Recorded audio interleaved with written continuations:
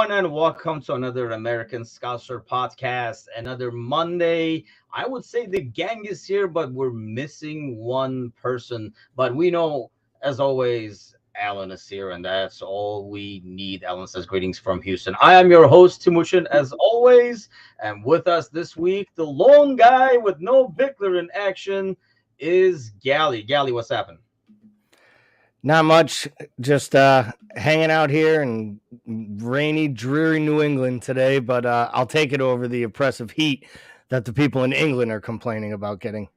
I got the same thing going here in Chicago. Quite humid over here, but I can bitch about weather pretty much any day of the year over here in Chicago. So BJ is with us as well. He says, "Greetings, welcome to BJ." So we are missing Bickler today. He's in a business meeting, dinner thing, which is a really risky business, if you will, by his company. So let's see how that pans out for him. But he will be joining us later this week as we record the Premier League show. We have a lot going on the YouTube channel that we launched last week. We had the Premier League show where we started to do some previews of some of the teams. So we'll get to that. We're going to talk about that a little bit moving forward. But a lot's coming up this week. Obviously, our podcast. We have the fantasy shows going up this week that you are part of as well as I am with Mateusz, where we're kind of doing the intro to fantasy on that one, kind of like setting up the basics and talking about the differences and all that kind of stuff. We will have also a podcast going on with introducing our crew that's going to be covering LFC women. We're looking forward to that. Pretty excited about that as well. And as we're going to have the Premier League show coming up, like I said, later this week, along with a couple of other surprises along the way. So if you have not done so already, head over to YouTube. It's youtube.com/American Scouser. Does not get any easier than that. Go ahead and give us a subscribe. Watch some of the videos. Join the hate that we've been getting, which is what we're going to get to now. So we did the Premier League show where we kind of like previewed. We're going in alphabetical order. So we did the first 5 teams. So the first thing I want to talk about is that because the one we did, and then we released the same video team by team so that, if you didn't care about what we thought about Bournemouth and just on Brentford, you could just watch that. So our Villa video kind of grew some legs and went all over the place. And the odd thing is we were probably the nicest on Villa, mainly due to Gerrard. We talk about like Steven Gerrard a lot in terms of, what he'll be able to do and stuff like that. And we got some likes, but then we got a typical kind of like a hate thing. And I'm going to come to you on this because, I'm more like the Turkish Scouser. You are the true American Scouser. There was a lot of hate about, getting soccer information that's American based, which we'll talk more, but I want to kind of like get your initial reaction to that. And then I want to kind of like go into it a bit deeper. So what is your initial reaction as an American? I'm just going to be the foreigner on this podcast, which I get offended as well, obviously, because we are here and we're doing it from here. It's not like I can travel back to Turkey and do the show from Turkey. It's quite a commute to go back and forth. But what is your like initial reaction as an American when you see that, when the information you give is deemed not credible only because of your passport? Well, I mean, when it's deemed uncredible based on, my origin, I would basically, give them the double birds and kind of laugh at them. If they deem it not incredible purely because they think I'm full of shit, I'd probably give it a like and a subscribe. So the truth be told, I don't mind the hate. I've been a avid follower of sports radio, sports media. I'm on Twitter. You don't get to make opinions and have people always agree.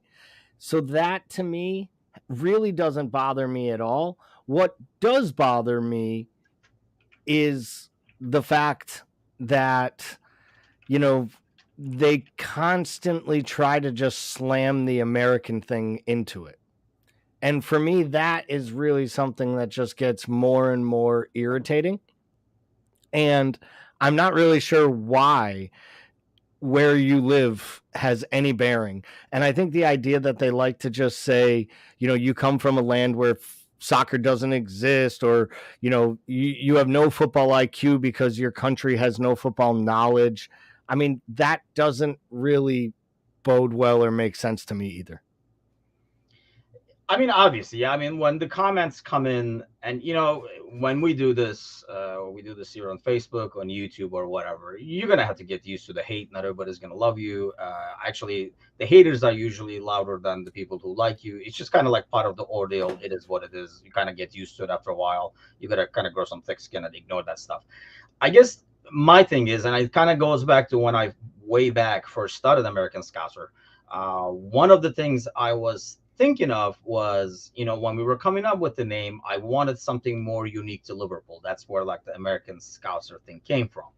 And let's face it, and it's, I mean, you joined us later as we were like growing the site, but especially initially, we got a ton of hate for that. People saying we were Americans, so we didn't know what we were, talking about. We didn't know what it meant and stuff like that. And then, of course, Kostas comes in second day. He's Greek Scouser, and everybody's cool with that. So I think that kind of like over time established, and now it's become, I think, when you put the American name on there, because I think Americans overall, so I'm going to play the devil's advocate over here, and you tell me what you think. I think Americans overall have been kind of like, dissing is probably not the right word, but kind of like looking down on soccer, talking down soccer for so long. I think for fans of the sport, it's almost like a uphill battle, it feels like, doesn't it? Sure. And I think anytime you need to look for validation or get credibility, that can come into play.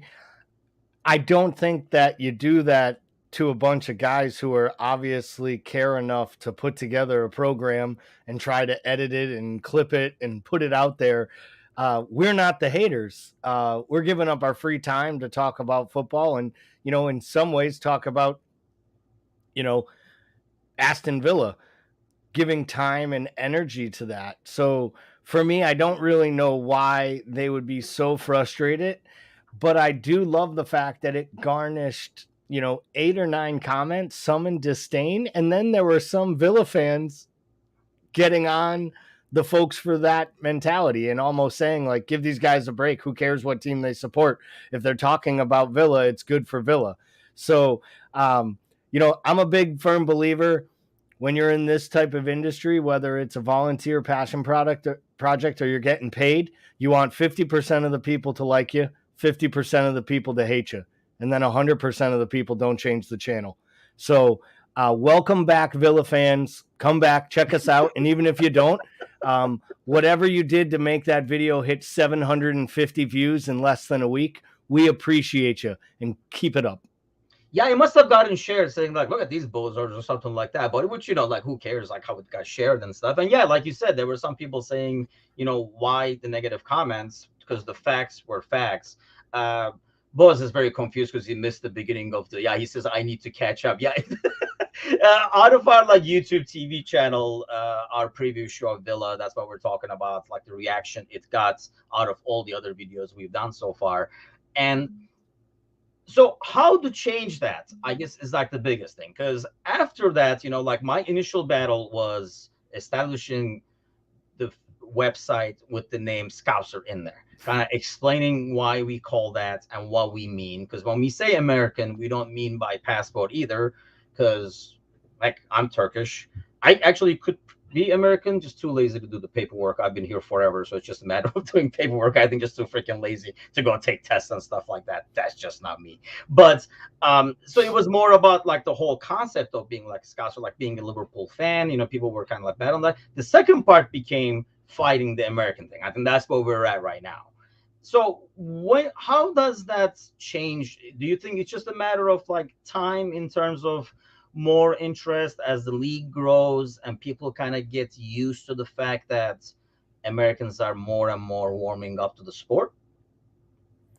Well, first off, let's get something straight. You haven't done all that, not just because you hate paperwork, because there's a very good chance you're not passing that goddamn test. I'll guarantee you. How hard can it be? I'll guarantee this. I'm not passing that test, and I've been here for 44 years. Okay? And I did good in U.S. history, but that shit was a long-ass time ago. So ask me who, X, Y, and Z was, and I'm probably getting most of that shit wrong. And I'm, in the way this country's being run these days, I might volunteer to be something else. But different topic for a different TED Talk, right? How do we change it? How do we improve it? Well, I think it is happening. I know you love to poke fun in the Discord channel. Gentle plug there to anyone not involved in the Discord channel. Get in there and come banter with us. You love to poke some fun at the folks who do engage in the MLS and really enjoy it and talk about the level of play. And I know you have serious concerns about where it's at. It has greatly improved over the 25 years that it has been in existence. And its coverage has improved more than even the play on the pitch, in my opinion.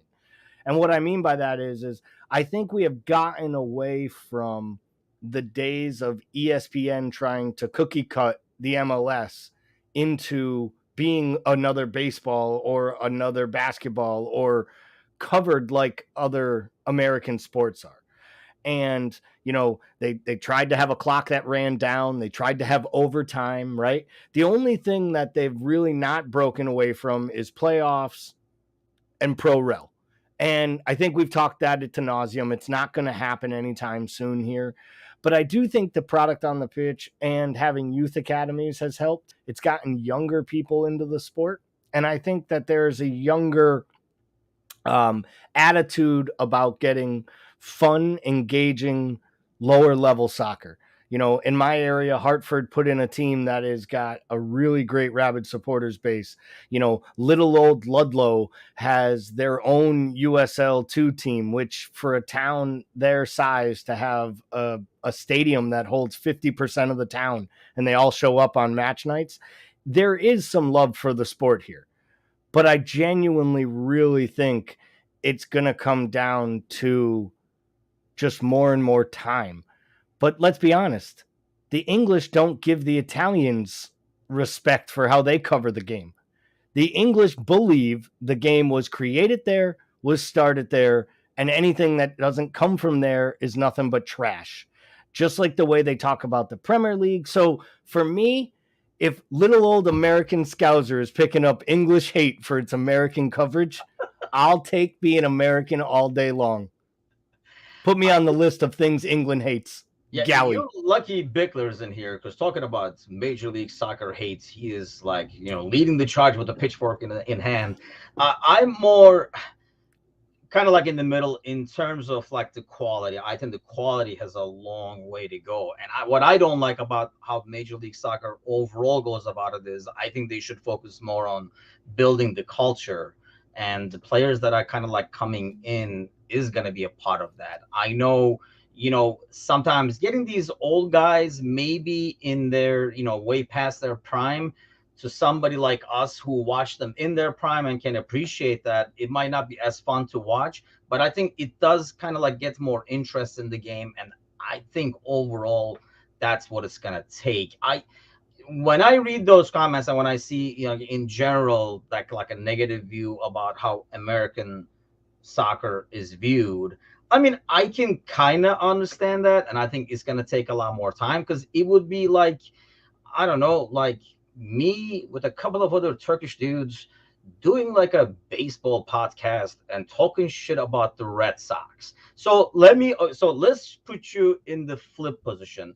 Like, what would your approach to that be? Obviously, every person is different, but if you saw something like that, I mean, if you saw me on a fucking baseball podcast, we got to call 911 for you anyway, because we'll probably have a heart attack. But let's say you saw two random Turkish dudes talking baseball, maybe like talking shit about your Red Sox. Like, what, as a American baseball fan, Red Sox fan, what is your like initial reaction? An honest reaction. Yeah, I think I'm going to obviously probably make a comment and a joke. I don't think I'm going to rip on you for being Turkish, though. I think I'm probably going to ask, like, why the Red Sox? Like honestly, like, what makes you a Red Sox fan, or what's your reasoning here? I just don't think I would ever go to that petty level with anyone and be like, oh, you're from Canada, you must be a hockey fan, eh? Like, I wouldn't do it. It seems cliche. It seems kind of overdone. And listen, there are a lot of ways to insult me And hell, I insult myself 90% of the time. But, you know, yeah, the Turkish talking baseball has just got me thinking about like the old talking baseball video game, but putting your Turkish voice on it and stuff.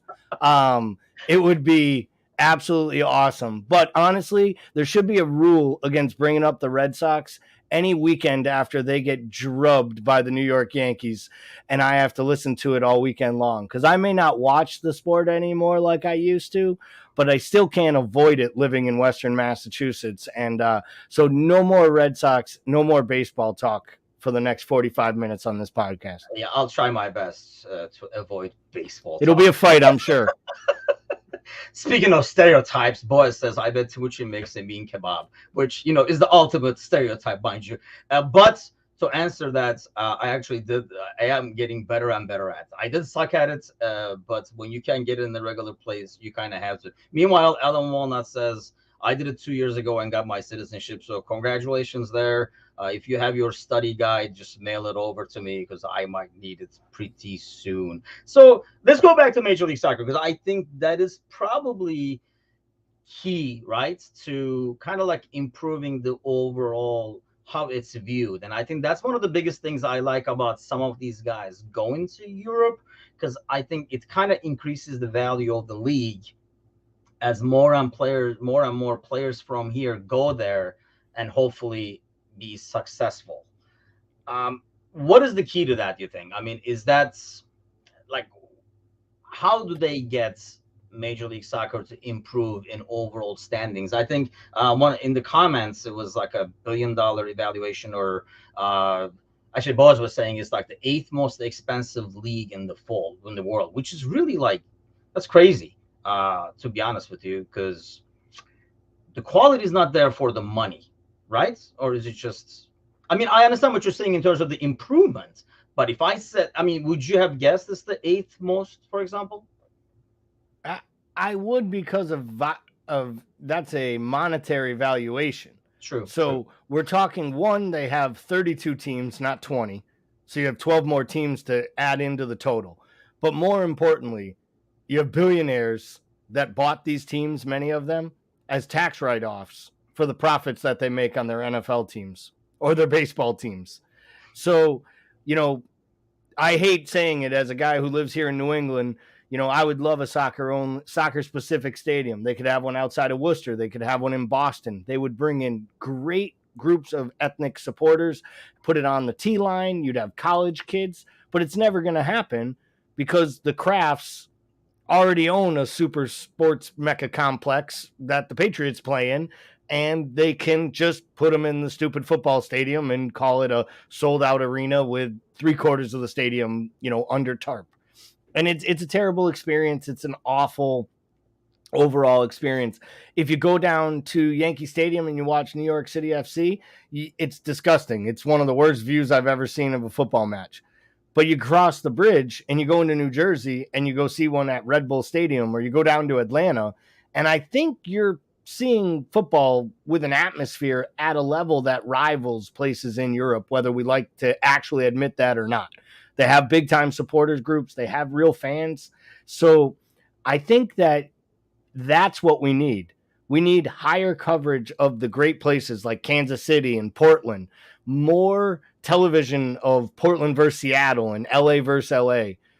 Bring in the rivalries and the derbies that have made football so important in England and in other parts of the world, with El Clasico and the great German derbies that they have.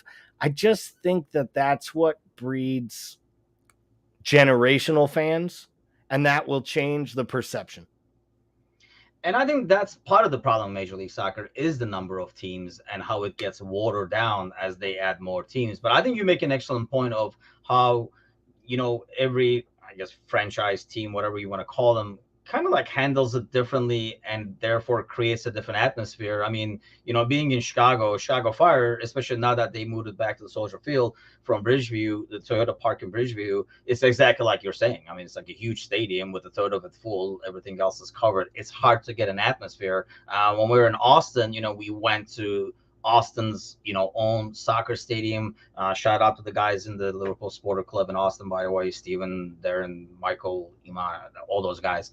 And they were like very hospitable, and it was like an excellent experience. And it was a preseason game, so I'm assuming, during the season. But even for a preseason game, it was quite the atmosphere. And like my wife and I were like, wow, this is almost as close to being a soccer game in Europe as possible. So I think in terms of, how each city handles, and I think it helps that when there is no pro team, that team, like, the soccer one becomes the main focus of the city, because some of these cities are just more like college towns, if you will, like their main team is like a college team.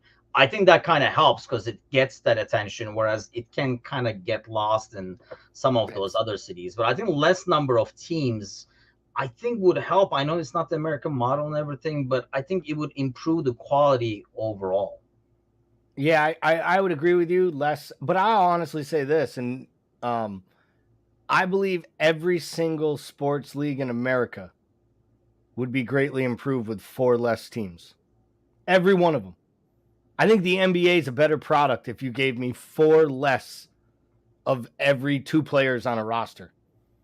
Major League Baseball, there's no question the game's saturated. Like, I honestly think they've almost extended, and every single commissioner would tell you in the next 5 years their plan is to have 2 to 4 more teams in each sport because there's more money in it and there's more TV contracts.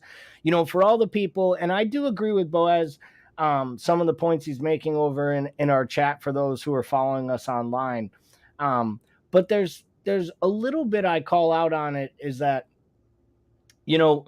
we can bring in the players, you can bring in the big names, the Ronaldos, the Suarezes, these guys. But I really believe where the MLS started to get it right was they started scooping up some of the South American talent, the young South American players that maybe weren't good enough to get over to Europe yet. But at 18, 19, when they come here and play, the Almiron kid is a good example of it. That player got into MLS, became a household name, and then got himself a big money move to Newcastle. And, he isn't every Newcastle fan's, favorite player, but the kid has earned his transfer. He's earned his minutes. He's played now for 3 different managers because he works hard, and he's proven he can play in Europe. And I think that's important for the league. I think the league should be proud of being a feeding sellers league. And I think that's not the American way, but I think that's how you'll gain the respect of the foreign supporter and the foreign fan as far as the league goes when our exports show up in Europe and start to succeed. I agree. A couple of things in the comments that I want to respond to. Alan Walnut says, would it help if the national teams were to play all their home games at a specific stadium, kind of like England does in Wembley? I think that's kind of a lot more difficult here because there's a lot of history that goes to that. And I realize they redid Wembley and everything, but there's that, it is special for the players to play there. I don't think there is such a stadium like that right now in the US. Maybe over time, you kind of need history to make that special. But I want to kind of come back to this point.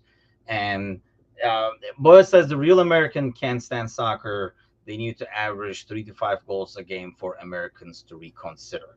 See, this is an argument that I've over the years have gotten to it. And after a while, I've given up and said, if you don't like it, sucks to be you. If you can watch baseball and, a pitch every freaking, I know you didn't want to come back to baseball, but I'm going to come back there. I mean, if you want to watch guys scratch this, scratch that, if you're okay with that amount of action and where there's a pitch every freaking like 1 minute, and you're watching more like spitting and scratching than the game, but then complain about soccer not having scoring. And here's the thing, like you can kind of look at football even, and I know they changed the rules, so he probably does have a point. If you look at NFL, they've changed the rules to get more scoring because that's what people, or at least that's what they think people want. But if you think about it, if you just count the touchdowns, if there wasn't a consolation prize like a field goal that obviously soccer does not have, there wasn't as much scoring until they made it so that cornerbacks can't even sneeze next to a wide receiver and things like that. So what do you say for that? I mean, do you think that's a big factor, like the scoring is an American, let's say, I mean, listen, let me bring Red Sox into it again. Let's say Red Sox had like a Yeah. pitching duel where guys just throw pitches over and over again with no scoring. I mean, people still watch that. Is that considered a bad game in baseball? Nah, so the first thing is to answer all this, the first part of this is there aren't that many more people nationally watching baseball games than there are soccer matches, to be totally honest. When you look at the ratings, baseball is sliding down the scale and soccer is quickly catching and moving past hockey and moving into the fourth major sport here in this country. But nobody wants to hear that because hockey is really a marginalized regional sport played in small pockets throughout the country and then played in random places like Phoenix that should never have had a hockey team, right? I apologize, VJ. I know how much you love your Dallas Stars, but they don't deserve a hockey team either. Send them back to Minnesota. But the real part of it is the Premier League, the NBC Sports or NBC spent the third largest amount of American TV money ever to secure the Premier League rights. So clearly there is a market and a method for the growth, right? Like that is coming. Yes, BJ, they don't deserve teams there either. But you shouldn't have a baseball team either in Tampa. I think they're in St. Pete.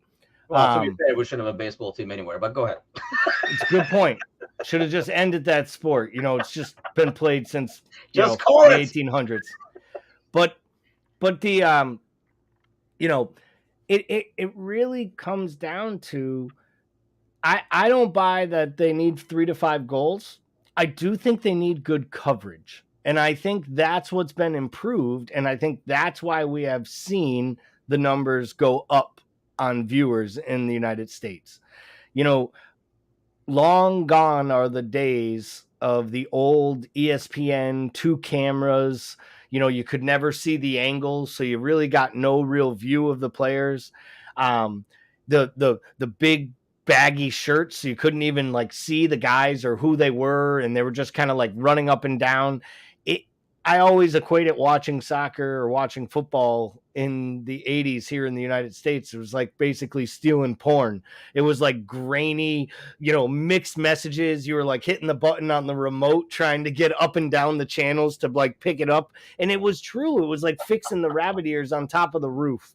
And it felt that way. You had to have, you know, you stole it off some random channel. It came to you in a language you didn't even understand, let alone Spanish. And nowadays, you can get football on 5 different streaming sources. I mean, I go to a pub every once in a while, midday, swing in, see my buddies, and there is a football match being streamed on some channel on a Fire Stick every minute of every day. So I do think it's getting here.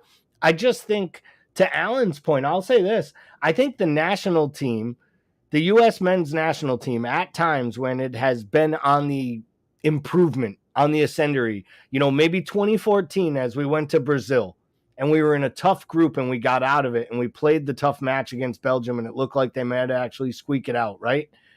That team, I felt like under Klinsmann, with some of the foreign players and our players succeeding overseas, as much as you hate Dempsey, but with him and Donovan and names people knew, I think that was starting to build a little bit of positive momentum here in the States. And I think not making the World Cup and failing the way they did against literally a country the size of Rhode Island. I mean, Rhode Island people. I think that set us back probably a decade in this country. And it probably attributed to the hate mail and the hate comments I received on Facebook. And for that, one more reason I say, screw you, Bruce Arena. No, I think that's an excellent point about the national team. I think them doing better, because we've seen it in like the women's side too, you know, because I think when it is international, I think even the casual fan who might not, you know, the casual American who doesn't care about, you know, soccer, because it's international against other countries, will watch it, will root for it, will be more invested in it. Heck, as a, you know, I mean, I know as a Turkish dude, used to watch freaking weightlifting for God's sakes, and that is not a lot of fun, people. It's pretty darn close to baseball, but in terms of level of excitement. But hey, when there's something going on, like you're going against different countries and stuff like that, there's a medal, blah blah blah in stake. You get to watch, and I think you're right. Because the while those rivalries and stuff like that, like in the cities, was good, I think the men's team almost like multiplies that by 10 compared to like anything that you're going to get in Major League Soccer in terms of attention. And it's not like everybody has to like it. I mean, we kind of like joke around, but I mean, when I came here to the US for college way back in the day, I mean, like 5 years ago or so, you know, I looked into see, yeah, it says don't forget Turkish wrestling, says Alan. Yes, that's another joy to watch. Actually, Greco-Roman is boring as hell. The freestyle is not too shabby. But anyway, I didn't know much about hockey, definitely nothing about NFL, and definitely nothing about baseball. To me, it was like cricket with helmets kind of a thing going in my head when I first came here. And I learned a lot about both of them. And I joke a lot about baseball, not liking it, despising it. Sadly, I know a lot about it. I just don't like it. I mean, it's just kind of like a taste. You either like it or you don't. Sometimes, like the culture you grew up in, what you played when you were a kid, all those are like factors in it. And I like more and more kids are playing soccer now, for example. That's another huge factor. But I love football. I mean, I love how complicated it is, and like all the nuances and stuff like that. Hockey, I find is similar to soccer in some ways in terms of like the passing, the setting up triangles and things like that. So it's interesting and it's fast paced, but it's an acquired. I mean, not everybody has to like it. I have confidence just based on the things you're saying as well in terms of like the NBC's numbers and stuff. The audience is growing, the interest is growing, and I think as you watch more and more major like Premier League and like getting these like on like ESPN, NBC and stuff like that, the different leagues exposing people to maybe quality soccer and like how involved it is, kind of like might help. Or do you think it will also hurt in some ways when you have something like the Premier League where everybody watches? It's almost like watching the NFL and then going and watching Canadian football. Does that kind of still improve Canadian football for you, or actually it makes it worse if you take that as Major League Soccer? Well, I think it's tough. It is tough. Like Kelly's a good example, right? Kelly being a neutral, my wife, for anyone who's only tuned into this week's podcast, because she makes an appearance by name every week for some reason. But Kelly got into the sport because of me and got much deeper into it in the last 5-6 years, and now is a fairly knowledgeable football fan, basically because I make her watch so much of it. But anytime we try to watch I turn on like a Revs game later on in Saturday night, she's like, no, we watched 6 hours of Premier League football this morning. I can't go watch college football now. Like, I wouldn't watch an NFL game and then go see UMass play UConn, right? Like, we wouldn't do that because it's just 2 steps slower. That said, believe it or not, in England, they stream MLS matches. Now, it's difficult for them because of the time difference, but believe it or not, they have enormous ratings and like a huge clamor for it. And it's not just the ex-players. They like the actual difference of how the game is and that there are some nuances to the league. And I think the way they do some things, people love football. And what it shows is if someone's up at 2:00 in the morning in England and wants to watch a live football match, they'll watch an MLS game because there's nothing else on. And I think that's actually shows that the league is getting some credibility to the fact that it's followed with reporters and they talk about the young players. We're getting more English players from like championship and lower levels being sent here on loan, which I think proves that they're starting to respect the recruitment and the academies and the actual tactics that are happening here. And, we can poke fun at it. Wayne Rooney deciding to come here to take his next head coaching position when he was offered some good championship level jobs is a good thing for the MLS. It's a good thing for, Washington. He probably should have checked the newspapers and saw they lost 7-0 the week before taking that job. But I do actually think like these are positives for the league. Players coming over like Gareth Bale doesn't hurt either. Let's be honest. I think so. It just like increases the interest, I think, if nothing else. I mean, I'm a soccer junkie. I'm going to watch it if it's on. So if I was in England at that time of day, if that's the only soccer on TV, if I turn it on, Major League Soccer's on. I watch, there are times. One thing I realized, and I've kind of fixed it during COVID when we did not have any sports, is I was like, holy shit, I watch a lot of sports because I had so much extra time on my hands. But in the past, yeah, I would like my default. You go to the thing, you search sports, soccer. Unfortunately, they made it kind of like too freaking easy to find it. And whatever game it is, I mean, I'll watch like college games, Division One, whatever it is, because it's soccer. I love the game. I mean, I grew up with the game. This guy right here, I guess this guy right here. My grandfather, I always talk about him. He's like one of the legends of Fenerbahce. My girl is right underneath, played. I played. My wife played. That's kind of how we met in college. So we're like a soccer family. It's like kind of in the bloodstream. So I'm going to watch it. But I think for like a regular fan, I think those names will help in terms of just getting interest, just to turn it on. And then once you turn it on, you got to start somewhere. Every fan has to start somewhere, kind of like how somebody becomes a Liverpool fan. Michael Martin, who's actually also on the Discord channel, fighting the good fight for the Major League Soccer, mind you, against people like Bickler, says he's pro MLS, product at the stadium and on TV has improved year over year, except for Taylor Twellman. What a gem he is. That's another thing. I think the quality of or maybe everybody comes across annoying in some of these channels, but constantly comparing it to the PL, it will never measure up. And I think that, like I say, it's unfair to compare it to. I'm just saying somebody who watches Premier League Saturday morning, when they turn it on at like 6 p.m. and it's, I don't know, Nashville taking on Kansas or something like that. I don't know. It's hard. It is like, it's going to be a big thing, but at the same time, it might be interesting to see the difference as it develops, because it has gotten better. But so we will continue to make the videos in American Scouser TV and then see how much more hate we can get. I think over time, it is going to be a gradual thing. If Turkey suddenly got good in baseball, my podcast on baseball and Turkish might pick up too.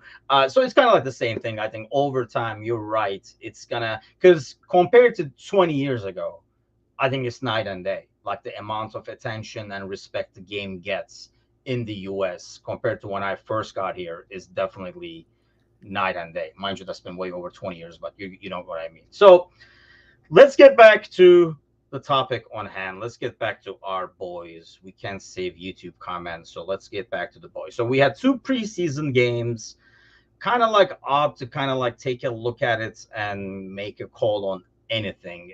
What was your biggest takeaway? Like, having seen the 2 games, I don't know if you got to watch them in full or highlights or whatever, but what is your biggest takeaway out of those games? I mean, I think I said it to you earlier. I might have posted it in the Discord chat. To me, the United matchup was just a tale of 2 different sides taking 2 different approaches at a preseason friendly, right? United had a reason to show up, play strong players, and the manager is literally running the ruler over every single player to see who stacks up, who doesn't, who fits where, and what the pecking order is.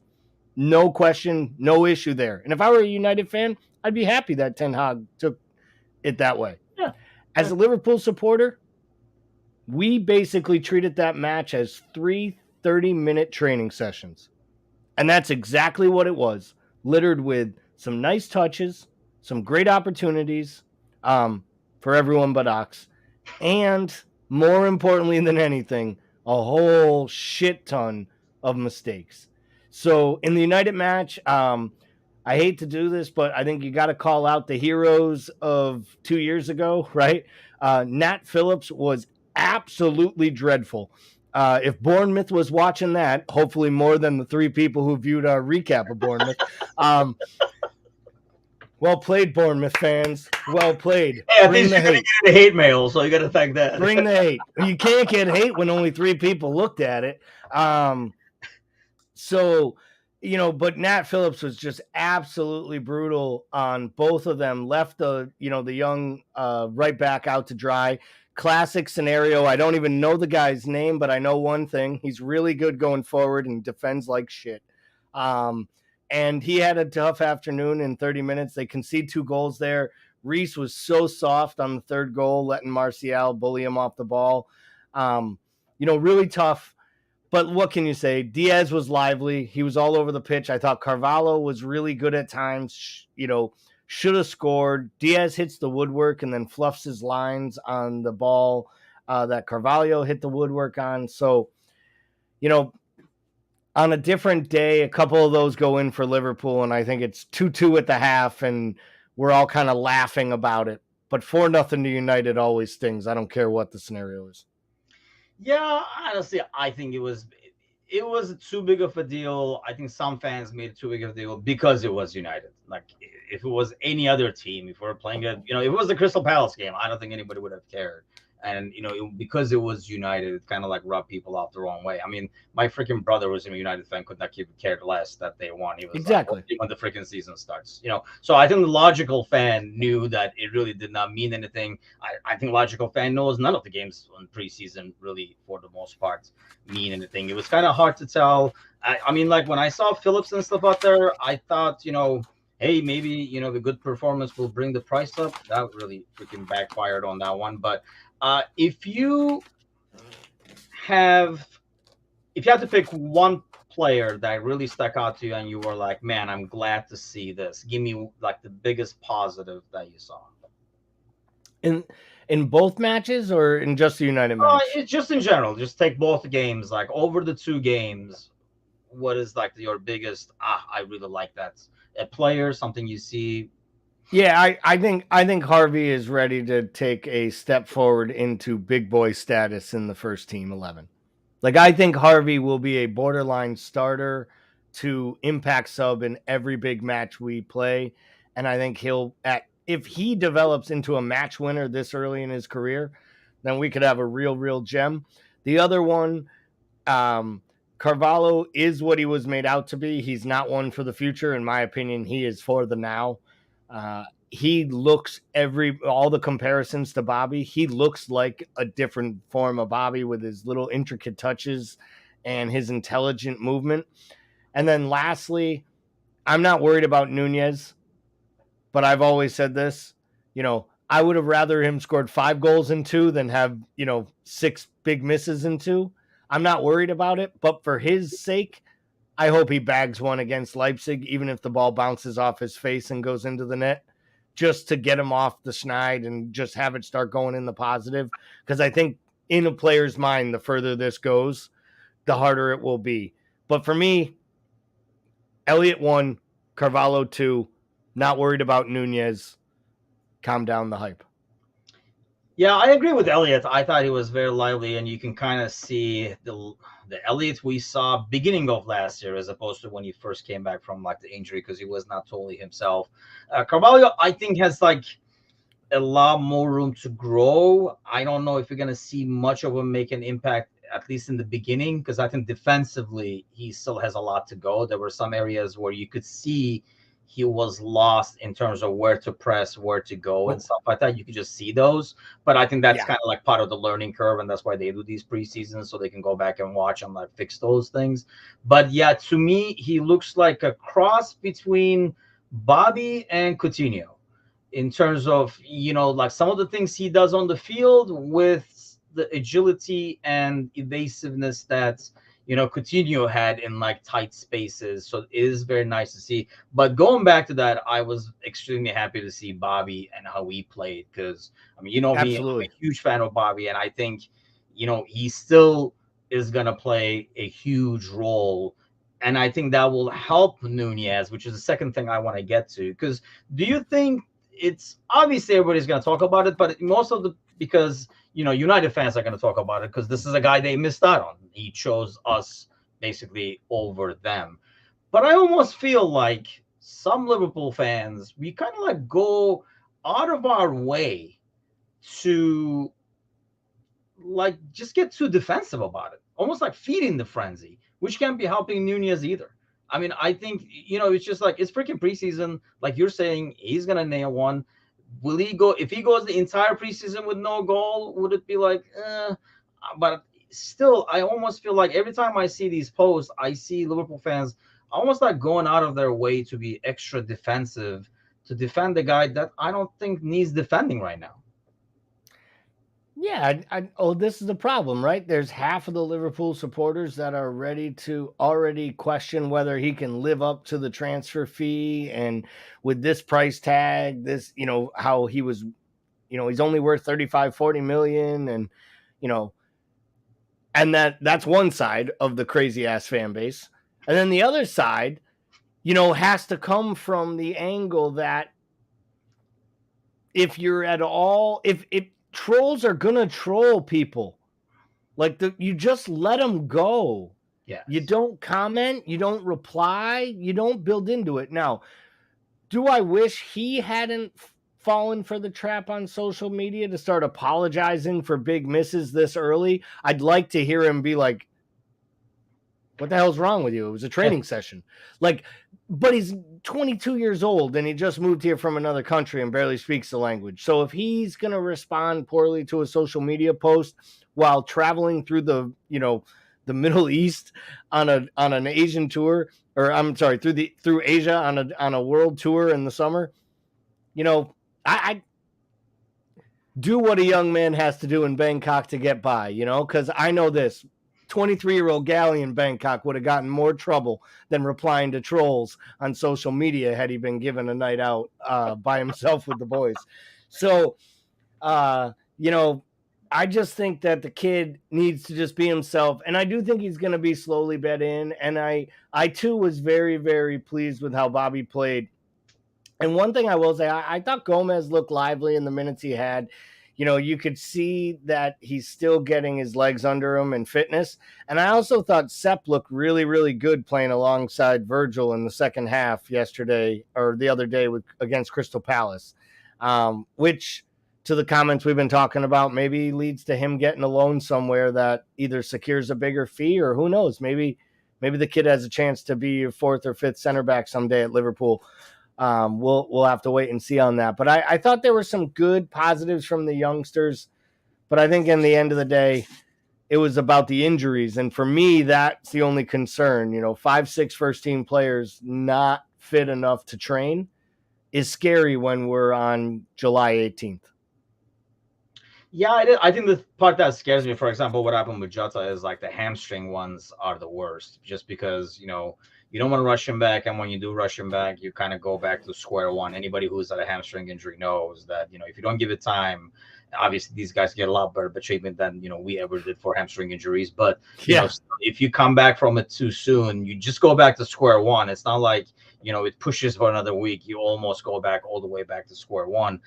Speaking of hamstring injuries, the great opportunity that Ox had went down the drain. I'm assuming that is your kind of biggest disappointment too, not in terms of performance, but in terms of outcome. Yeah, just having an injury of any kind. Obviously I've been a proponent that Ox should leave for himself, for the club, for everybody involved, basically for this podcast, for our listeners, for the viewers, for everyone. It's time. But I didn't, it's put, Jota being out through at least the Community Shield, and now they're saying most likely week 1. And if they're already ruling him out for August 6th, you probably means he's going to be out for most of August. Which, hey, if you're going to miss some time, miss it at the beginning of the season when the majority of the other players are all fit and not when 3 or 4 other guys are on the shelf, I guess, is one way to look at it. That one makes me a little bit nervous. And until I see Allison and his beautiful, bearded self in the net, I'm worried because Kelleher's not available, and that means Adrian plays. Okay? Hey, man, what's wrong with Adrian? The last meaningful match he played, we got knocked out of the Champions League after he threw the ball out of the net twice and back into it. He was an 11-game one-hit wonder, And it's like that guy that goes out with some girl for 6 months, and then she breaks up with him, and he's like, "But we had 6 great months," and she was like, "We had a one night stand that lasted 6 months, man." That's basically Adrian's period with us. There was that period at the beginning of that season when Allison was hurt, and since then, it has been the Adrian that West Ham fans know and love, and well, they don't love. Yeah, I think his value. The Good feeling soldier. I get is his value is more off the field, behind the scenes. Absolutely. That's why he's there. Michael Martin says, sad for Ox, but did anyone really expect anything out of him this campaign? So I will answer that question, shall I? I would. I think of it as I keep trying to, like that movie scene where, like their best friend dies. He's been shot like 15 times. And the guy next to him is like, come back. You can't go. And then there's a guy over there that says, he's gone, man. Just let him go. I'm the guy. I feel like that's me. Trying to bring him back. And you're the guy saying he's dead. Just let him go. Yeah, we got to go here. We got to go. I'm the guy pulling on you in the fire going like, you're going to die too. You have children. Let Ox go. I keep trying to bring the Ox back from that season. And I also thought, the 4-2-3-1, if he stays, that center role would fit him if we played that. He could play any of the three, but especially in the center, I thought he could be effective with his ability to kind of like drive at people and stuff. But man, I mean, knowing how kind of deep we are in that spot, especially with Elliott and Carvalho playing the way they are, and now they'll be getting more preseason, more playing time, while Ox is getting more treatment time. So that can't be boding well for him. Don't forget either. Tyler Morton is practicing in the 8 these days. 8 spots. So I mean, just look out, people. Jurgen Klopp, the same guy who tells us that no one has set positions and we don't play with 9s or 10s and everybody does their job and everybody has a role here, is now telling us he's not only a good 6 as a backup, he's also practicing as an 8. You should see him train as an 8. I like how the most garbage. That, like he wasn't controlling that. Like he plays 8 now. Like he showed up at a game and Morton was playing 8. He's like, he plays 8 now. When did this happen? Or something like that. He just showed up. He just showed up, picked up Keita's jersey, put it on, and was like, I am number 8. Employee number 8. That is definitely kind of not a good deal for Ox. That's for sure. That's 8 spots or whatever spot that he was going to have. I guess I will leave him on the battlefield and keep moving at this point. But so we have 2 games coming up before we face City on the 30th. What do you expect out of these 2? One of them is on the 21st. The other one almost feels like too close to the Community Shield game being on the 27th. Do you kind of expect more of the same, where we try out different rosters and kind of like do training sessions, or do you expect at one point to see more resemblance of a starting 11 that he has in mind? I wouldn't be surprised if Thursday at Leipzig, is it Leipzig or is it Salzburg? The first one is Leipzig. It's the Red Bull Tour. The first one is Leipzig on the 21st, 27th is Salzburg. All right. So I think against Leipzig, we might see a closer look at what is going to start against City. I genuinely think he's going to go pretty strong against City, but I think he's going to start with the 4-3-3, which makes me think it'll be Bobby Moe and Diaz up top. And then, it'll be the traditional, probably Fabinho, Henderson, Thiago, and then the back 4.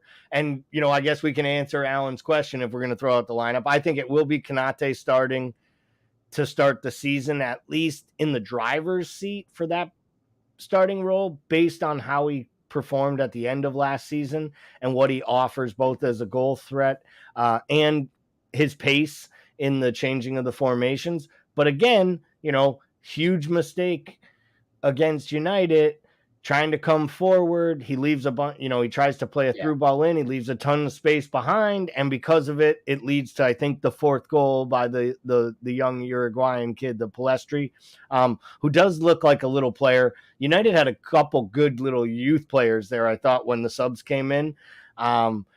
outshined all the dead wood that they have in their starting 11, which was always fun to watch. Again, it's going to be great to watch another manager literally just go up in flames there. And this one won't even be able to complain that it made him go bald because he doesn't have any hair to start. I can attest for that. So yeah, it's going to be interesting. Just imagine the hate we get when we do the preview for the Manchester teams in the YouTube TV channel. So, well. Yeah, I agree, though. I think like we will see more starters maybe go in the first game, not as much against Salzburg in the second game. But I don't think we ever will see, close to what we would normally get as like a starting 11. I thought it was actually almost odd to like the starting 11 trotting out there with one kid. They're like, come on, kids, we're going out there, like the starting 11 kind of deal. And I don't know if we're going to see it as much of a thing. It's so hard to make anything out of the preseason games, and you just got to take it. So I do agree, though, what you were saying earlier. I think it would be good, not crucial, but definitely good for his psyche, sounds like, if Nunez gets one in one way or the freaking other, just to kind of shut people up and clear his head and play his game. I think he will be valuable. It's too early to even tell that. I mean, at the same time, people are already saying, oh, he's going to be great. I think it's too early to say either way. I mean, you can't just look at the price tag and say, oh, he's going to be great either. We know what the kid can do. We know his strengths, fast as hell, strong as hell, and he's more of a true number 9. Will his style adjust and fit to us and stuff? These are all things we have to wait and see. Just definitely too early to freak out and see the opposite at the same time. Yeah. It's a preseason, people. Relax. This is what we do, though. I mean, this is what being part of, maybe the most loyal and largest worldwide fan base of maybe any sport, any team sport in the world, right? Liverpool supporters. And I think there's just something that comes with that. And part of it is just putting up with the fact that you have some of the smartest and most wonderful supporters around, and then you have some of the dumbest. And I mean, it's good that the smart ones are here tonight, and Paul's not here to bring down the IQ. He's bringing down the IQ at the business dinner as we speak. You got to think that his football stories probably. Drinks are probably flowing by now. We're probably a good hour and a half into that dinner meeting. There's probably been at least one awkward comment and maybe one really good joke that at least 2/3 of the table didn't understand. But I will say this. I'll send a thank you card to Paul's employers for sending him on this business trip and on future business trips if it means we can skip goddamn trivia. You know what? You're right. The funny thing is I got submitted a bunch of trivia for this week's episode. So in honor of Bigler, we'll double up the questions next week for you, Gally, because you will have to pay for this. You will have to pay for this. Well, thanks a lot, everybody, for commenting, liking. If you have not done so already, head over to YouTube and subscribe there. Bunch of new stuff coming out this week. Like I say, LFC Women, fantasy football, as well as our internet-loved team previews out of our Premier League show. See you guys next Monday, hopefully with a sober Bickler. See you guys next week.